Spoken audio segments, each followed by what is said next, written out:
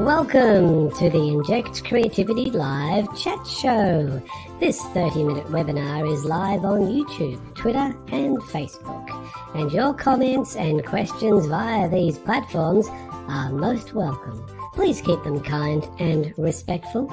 Following this event, you are welcome to join us via the Blue Jeans online conferencing app for a 1-hour NESA-accredited workshop with our guest presenter. Now, here's your host, Dr. Tim Kitchen.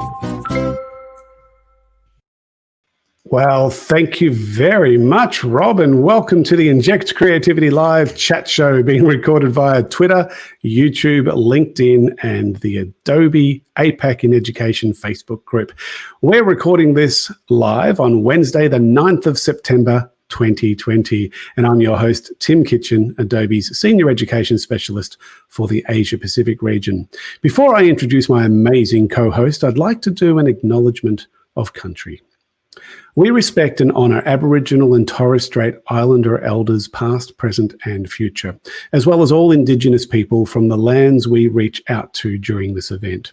We acknowledge their stories, traditions and living cultures. We acknowledge them as the first peoples in our lands, the first scientists and the first creatives. And we commit to building a brighter future together. Let's introduce our amazing co-host, Erin Raethke from TAFE, Queensland. Hi, Erin. How are you? Hey, Tim. I'm doing really well. How are you keeping this fine spring evening? Going fine. Yeah. Look, St Kilda did have a win, so that's probably why I'm fine. I'm a bit worried about tomorrow, though. When we organise the Apple thing that we're doing tomorrow, the all things, what is it, Adobe and iOS, the AFL programming hadn't been established and there's a clash. Like my team are playing tomorrow night and I'm running an event tomorrow night.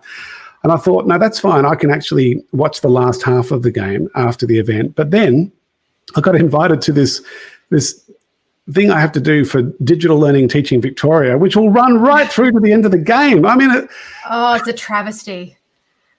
Well, as long as they win for me. Yes, well, that is the main thing, isn't it? And I guess you could always watch it on catch up and just go la, la, la, la, la. If anybody tries to tell you the final score, avoid all news broadcasts. Yeah, not going to happen.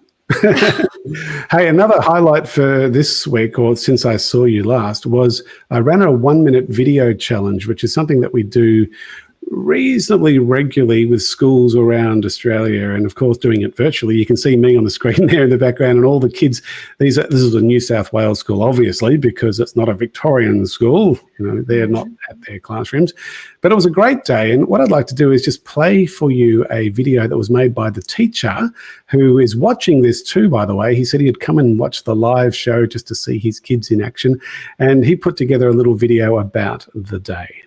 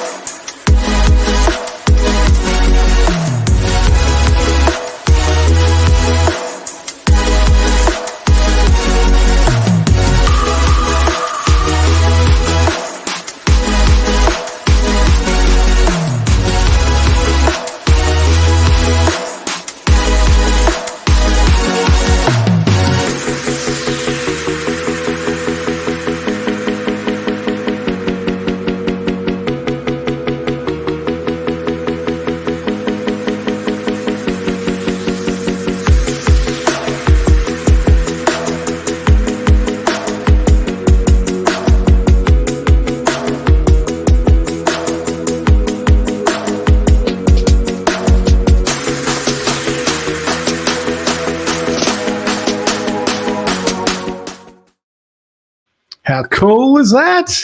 That is so awesome. It's amazing how much more dynamic and aware kids these days are about video production compared to, like, I'm feeling the age gap right now, Tim. I'm feeling it hard. Oh, you don't look it, Erin. Trust me. Hey, if you go to timkitchen.net, I've done a blog about the day, and you can actually see the students' work. You can see the winning 3 videos out of the day. It's just exciting to see what students can actually achieve in a short space of time. The whole event was based around the United Nations Sustainability Development Goals, and so we had a lot of education that happened throughout the event, as well as collaboration and creativity and problem solving. It was one of those perfect days. One of the things that people say to me after a day like this is, why can't school be like this every day? And I say to them, because the teachers would be just exhausted every day. But what a fantastic compliment, though. Yes, absolutely. So that was a bit of a highlight of my week. How about you, Erin? Did you have any highlights? Well, I've actually been doing a bit of training delivery myself this week, doing some professional development with some of our admin and teaching staff. So again, really great, but also you get to the end of the day and I'm like, okay. The other thing I've been noticing is the Adobe for Education channel has been dropping a lot of really great videos about universal design and online teaching techniques, which I've been trying to have a little bit of a sneaky peek at in my spare time in between things. So that's been really interesting. Always worth having a visit. Erin, what else have we got on for the chat show?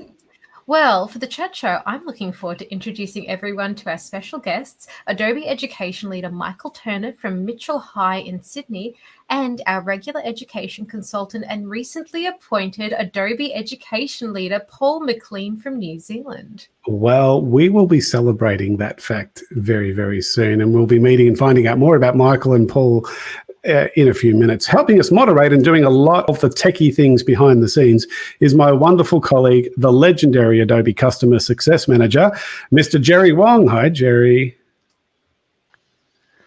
Hi, everyone. How are you all going tonight?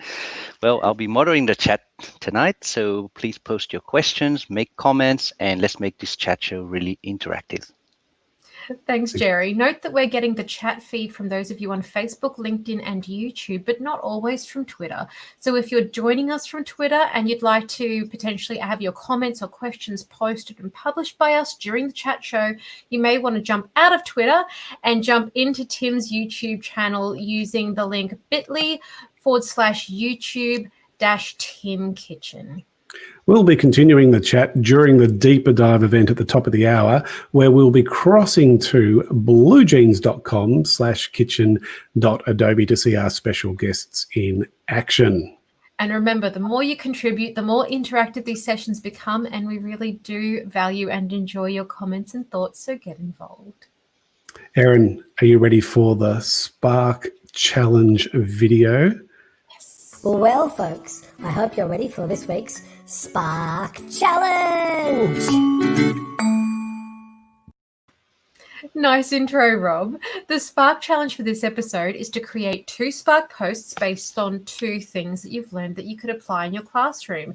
At least one of those 2 things needs to be from the chat show, and the other one of those 2 things needs to be from the deeper dive.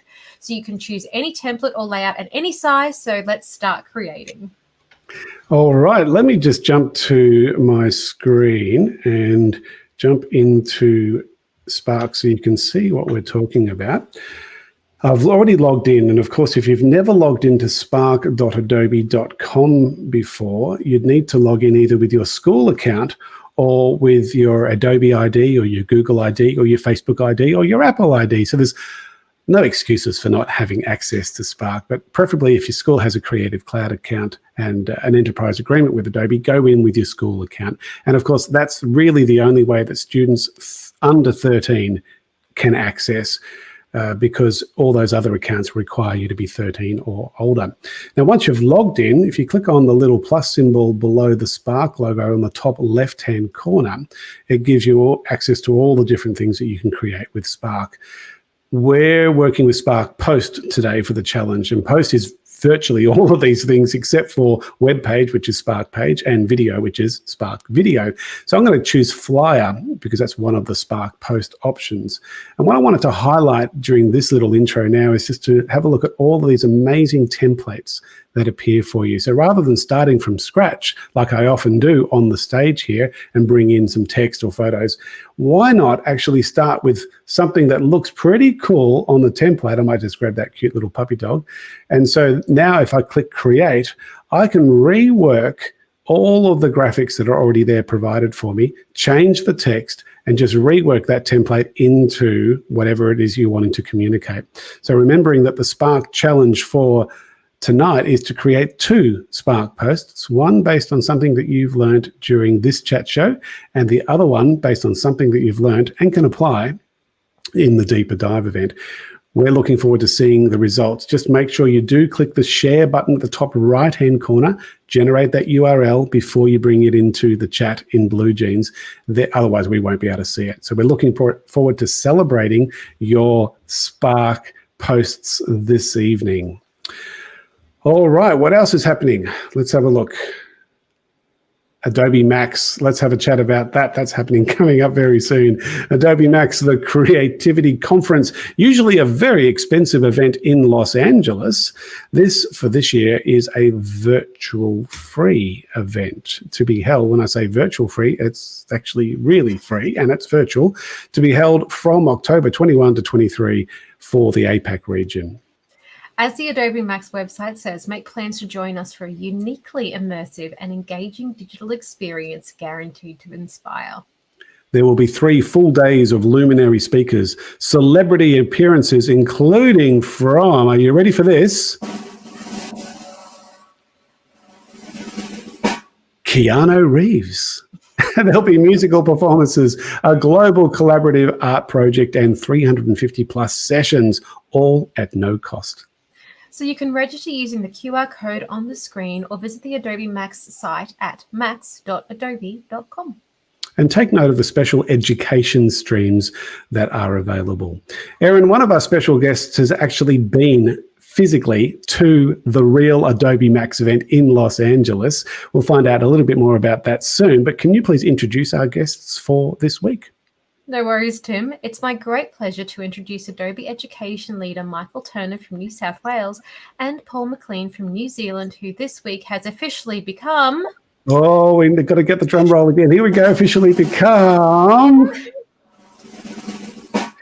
an Adobe Education Leader. That kind of worked. Let's give him a big crowd cheer. I think that deserves a big round of applause. Well done, Paul. Thank you. That's pretty exciting, isn't it, Paul? Oh, it's tremendous news. Thank you very much to everybody for that recognition. Really appreciate it. And it all became official overnight, I believe. So this is fresh news off the press. Absolutely. Michael, can you tell us about what you'll be presenting during the Deeper Dive event? Sure, Tim. Well, I've presented on this channel before, and I was using Adobe InDesign then as well, but more of a print kind of idea then, introducing Adobe InDesign. It is actually my favorite Adobe application. And but this year I've been getting a whole lot more into the interactivity side of Adobe InDesign. I've actually just finished a big project with my Year 11 multimedia class. And so, yeah, tonight I'm just going to share the different kind of elements, I guess, you can create with the interactivity with InDesign, and also how to kind of export it to get the best features, I guess, for your end audience. So that's what I'm hoping to get through tonight. Excellent. Looking forward to it. And Paul, what are you going to be presenting at the Deeper Dive event this evening? Oh, this is one of my favorite ones. Actually, a question Tim raised when I had an interview a few weeks back. The topic today is a model for one-to-one creative education in a mass delivery, grades-based school or paradigm, and how we can actually deliver those things. Yep, that's kind of like the ideal, isn't it, to try and be able to reach that ideal. So I'm looking forward to what you have to share. Every time you share, Paul, it's very thought-provoking. So let's look forward to that. Michael, let's get back to Adobe Max, because it's only a month away. Well, a little bit more than a month away. But tell us, you actually were there in Los Angeles in 2018. Tell us about your Adobe Max experience. I was. Yeah, I got to hang out in LA with yourself, Tim, and Jerry, customer service extraordinaire Jerry. He definitely looked after me while we were there for the week, and just got to enjoy, I guess, everything Adobe. The conference was incredible. Just lots of great speakers, lots of I guess, different events, breakouts that you can go to learn new skills. But, you're there with 15,000 other creatives who just live and breathe Adobe, and it was just so much fun. And then the big concert and the great food, and all the free merch, so much free merch. It's awesome. Mark, I think we might actually play a little video of you in Los Angeles in case people are thinking that you're just making this all up. Let's get some proof happening. Well, welcome to Adobe Max in Los Angeles. We've just come out of the general session.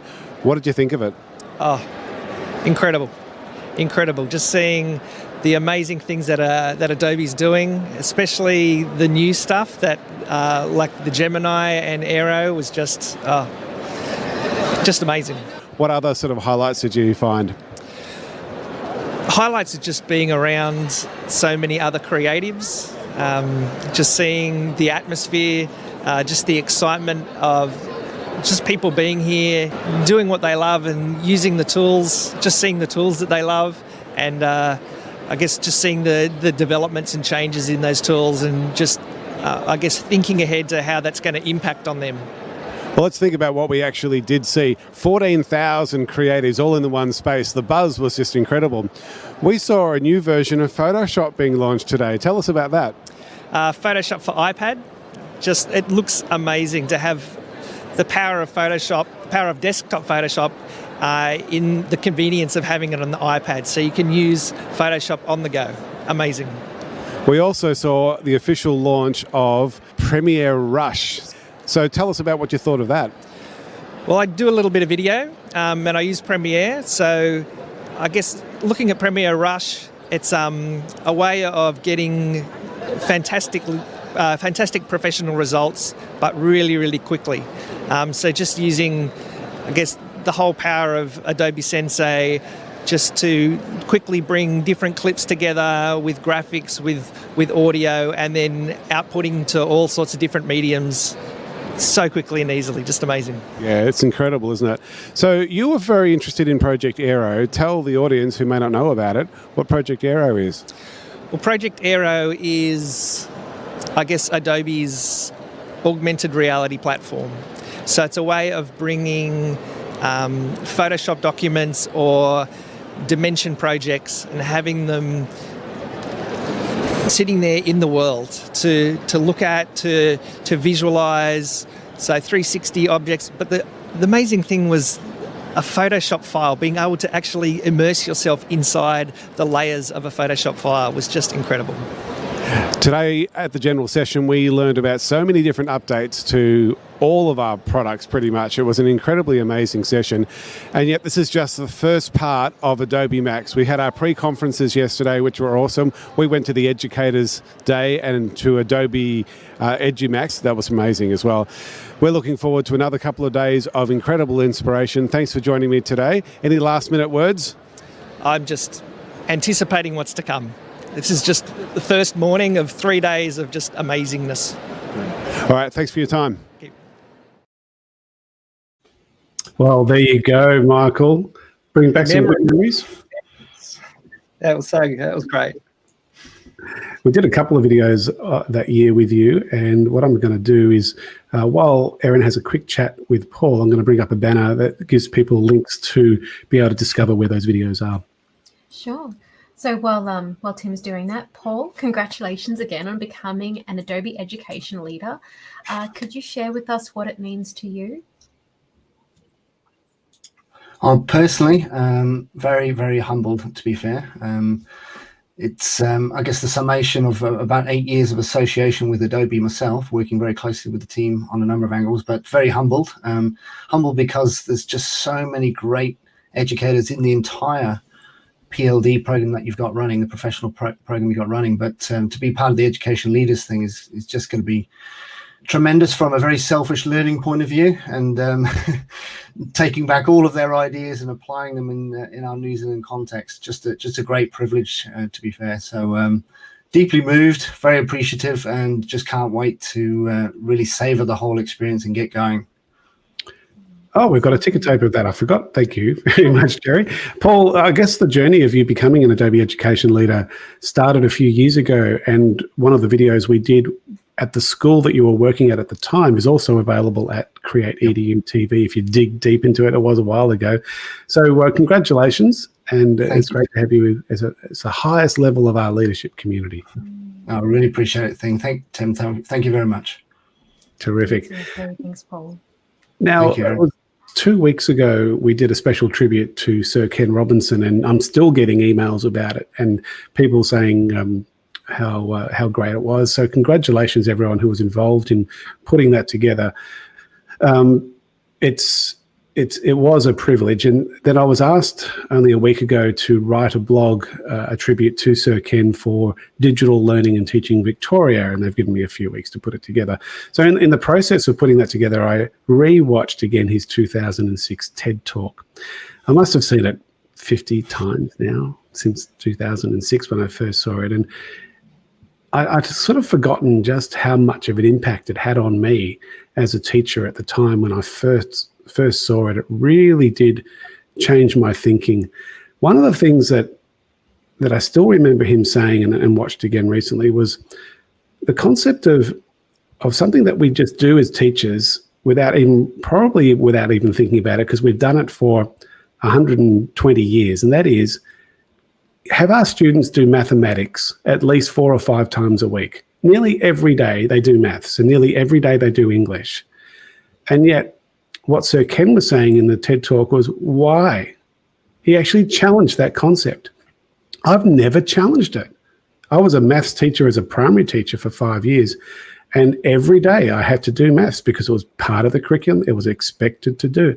I never really challenged the idea that doing maths every day might be taking time away from doing other things that could be just as important as doing mathematics. And in the case of Sir Ken's presentation, he was talking about dance. Why don't they do dance every day? We have bodies, he said. It's very amusing the way he says it, but it really challenged my thinking. And it's a very controversial thing to say, but just maybe it might stimulate a little bit of conversation in the chat. If you want to go to your comments and give us some of your thoughts. Maybe there's some maths teachers who would really like to defend how important it is to have maths every day and how important it is to do English every day. I just want to get some opinions from the people in the room. Let's start with Mike. What are your thoughts? Oh, look, I think every subject is important, and there's lots of different things to learn. So, yeah, I really see his point. I think perhaps there's a way that we can do, more integration of subjects together rather than just standalone mathematics, for example. If we, push that together with geography and some kind of creative arts, then maybe that's where we need to be looking at, perhaps. Yeah, that's certainly what we were taught. Yeah, we were taught that as a primary teacher. I spent 4 years training to be a primary school teacher, and virtually every day of those 4 years was focused on integrating the curriculum, because that's exactly what you do as a primary teacher. And yet when I became a secondary teacher, it was like a totally foreign concept as a secondary teacher. Paul, what's your experience? What are your thoughts? Well, hopefully I'm going to, in the deep dive, probably going to hit the nail on the head, hopefully, around the cross-curricular model that might be applicable, and that is to bring in multi-subjects into a real-world learning experience and actually applying maths or English or sciences for a purpose. And if it's got purpose, you get deep engagement. And if you get deep engagement, you get lifelong learning and motivation, but you also get an experiential learning model. So I think those things are really powerful and really timely. And for New Zealand's sake at the moment, we've just taken another hit on the World Innovation and Creativity Rankings. So I think it's really important we shift direction now and look at creative education in the lens of multi-subject, multi-integrated, purposeful learning. So great topic, Tim. Erin, what are your thoughts? Well, I think that, integration is absolutely key. I mean, dance is an incredibly good example. Dance, music, all of them have a foundation of mathematical embedded learning in them. You can't, you can make music without being completely cognizant of the fact that you're using mathematics and calculating rhythm and duration and harmonies. And, when it comes to dancing, you're also looking at spatial awareness. Like, there's so much embedded mathematics in those things that being able to experience them in a stimulating way, I think, is at the core of meaningful learning. Yeah. Folks, it was great to get a couple of comments there. It'd be nice to have some more. We might be able to have a bit more of a chat about it during the Deeper Dive event, and I encourage you to throw in your comments and chats. I know we're recording this and so on, but it is something that's worth challenging. I know when I was at school, I wasn't particularly good at maths, and when I had to do it every day, I got more and more disengaged with going to school and the education process. And it was a struggle. I mean, if it wasn't for sport and some of the things that I really loved doing, I would have struggled to complete my schooling, I think. And now I've done 4 degrees, and it's not because of having a mathematical brain. It's because I was able to adapt it. And I just wonder how many students are put off from education because they're forced to do subjects that they just really don't engage with. But it's a topic we'll probably continue talking about. Michael and Paul, thank you so much for your time today. We're looking forward to seeing you at the Deeper Dive event very soon. But Erin, we've got a few announcements we need to make. We do indeed, Tim. The Global Adobe and Education team recently launched the Adobe Creative Educators Program. This is a program for all educators in all curriculum areas. You don't have to be an Adobe expert to be in this program. So please hover your camera over the QR code or type the link to find out more about the 1-hour Creativity for All course on the Adobe Education Exchange. It's an entry requirement to the Adobe Creative Educators Program. And do we have time for the video, Tim? I think so. We haven't played it for a few weeks, so let's jump into it. Creativity is a vital and teachable skill for all our students. With the Adobe Creative Educator Program, start your professional learning journey to develop, nurture, and sustain creativity for the next generation. When you start the Creativity for All Level 1 course, you'll explore how to define creativity and recognize it in your students. You'll also learn from other creative educators and see examples of how they support creativity in their classes and courses around the world. And creativity is the driving force that is going to make any young person right now much more valuable. After you complete this 1-hour course, we are excited to welcome you into our Adobe Creative Educator community. Here, you can connect and share with a global community of creative educators and earn professional development badges along the way. Plus, you'll have access to educational resources and events that are exclusive to our community. Start your journey today with the Creativity for All course experience.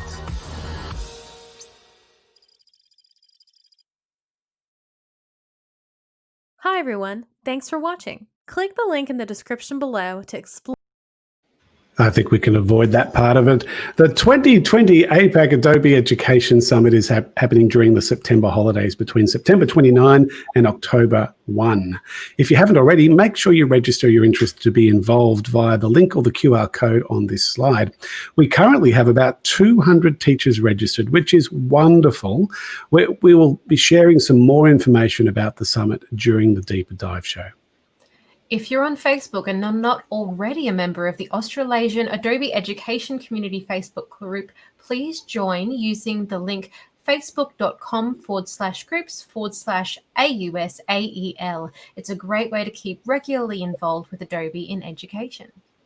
Well, folks, we're about to move into the Blue Jeans room, so a very special thank you to Michael and for Paul for being part of this chat, and for Erin and Jerry in the background. We have got a little exit video to play for you, but we encourage you all to jump into. Let's bring up the link now, Jerry, just to make sure everyone's fully aware of it. It's bluejeans.com/kitchen@Adobe. We'll see you soon. Thank you for being part of this week's Inject Creativity Live chat show. We hope you enjoyed it and found it edutaining. It's now time to switch over to Blue Jeans via bluejeans.com/kitchen kitchen.adobe for the Deeper Dive show, which is just about to start. See you there. Bye.